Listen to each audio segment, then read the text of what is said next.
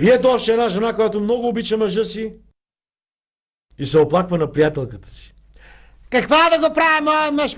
Няма го, цяла нощ не се и прибират те го на обяд стана, още го няма и много ме е страх да не би да е тръгнал по чужди жени. Стига, ти винаги си мислиш най-лошото. Може да е умрял човека. И ето две жени, които се карат балкон през балкон.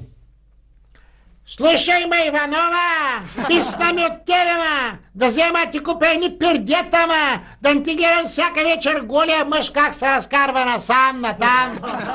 Аз взема ти купя на тя едни очила, дали че това не е моя мъж, ами това, И ето две по-възрастни жени, бабички, си спомнят младите години.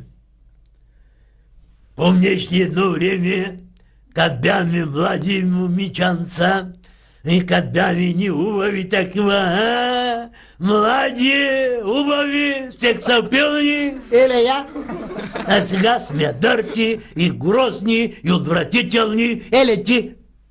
Грозна, ама твоя Иван, като ма срещи на стълбите, се ма целива. Той моя Иван не е гуслив.